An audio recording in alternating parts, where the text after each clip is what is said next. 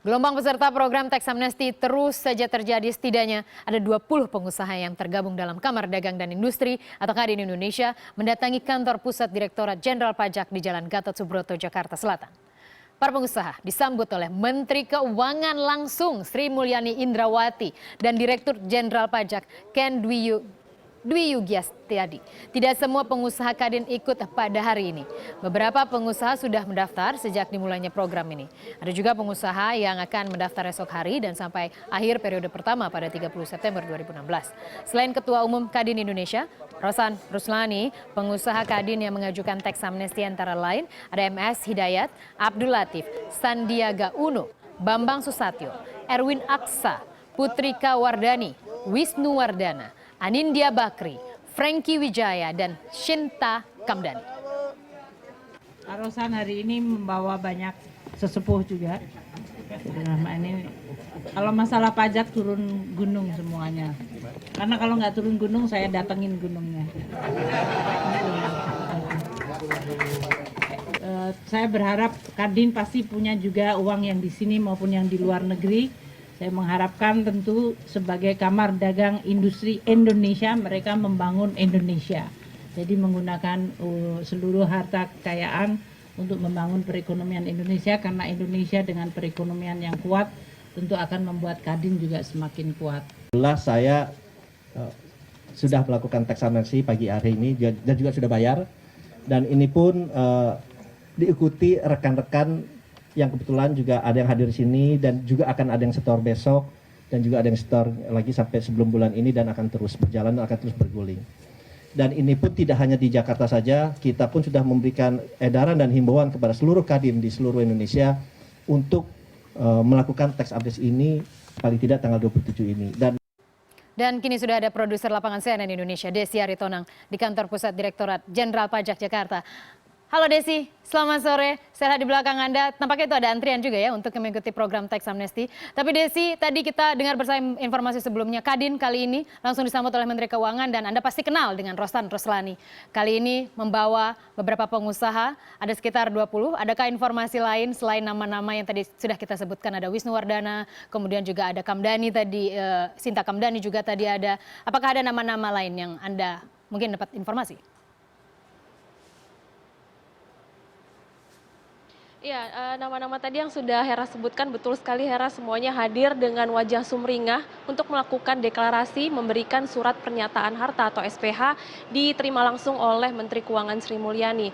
Dan tadi juga Rosan Ruslani mengatakan kepada media bahwa momentum deklarasi ini memang penting, tapi jauh lebih penting lagi untuk melakukan repatriasi dana, di mana tadi juga sempat dia menyampaikan atau sedikit ada permohonan kepada Menteri Keuangan bahwa administrasi baiknya diperpanjang menjadi sampai Desember, karena after deklarasi tersebut membutuhkan proses administrasi, misalnya itu di institusi keuangan di luar negeri, misalnya salah satunya adalah Singapura, di mana mereka harus melepas atau menjual investasi mereka berupa fixed asset maupun private equity yang membutuhkan waktu yang cukup lama, sehingga diminta sedikit kelonggaran administrasi sampai bulan Desember.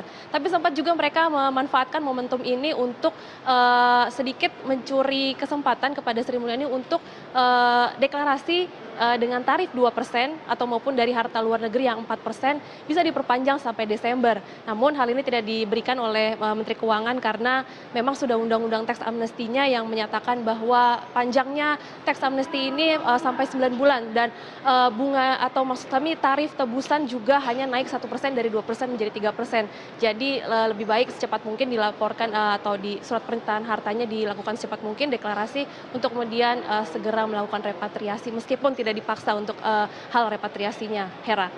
Ya, jadi banyak juga ya permintaan pengusaha kita ya, Pak Rosan tadi. Baik, kita ingin tahu juga dari 20 tadi yang melaporkan ataupun deklarasi hartanya, apakah Anda mendapatkan informasi lebih spesifik berapa besar sesungguhnya harta yang dideklarasikan dari dalam negeri ataupun juga luar negeri, komposisinya berapa besar? Karena kalau kita bicara pada target pemerintah, pemerintah kan dulu sangat bombastis beritanya, banyak sekali kekayaan di luar negeri. Apakah memang mayoritas dari luar negeri atau justru dari dalam negeri?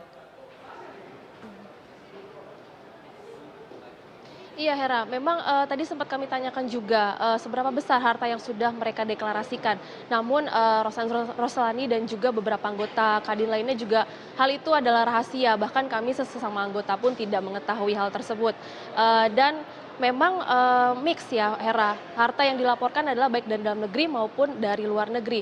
Dan untuk yang dari luar negeri, mereka juga sempat seperti tadi yang sudah saya ungkapkan untuk bisa diberikan waktu perpanjangan administrasi.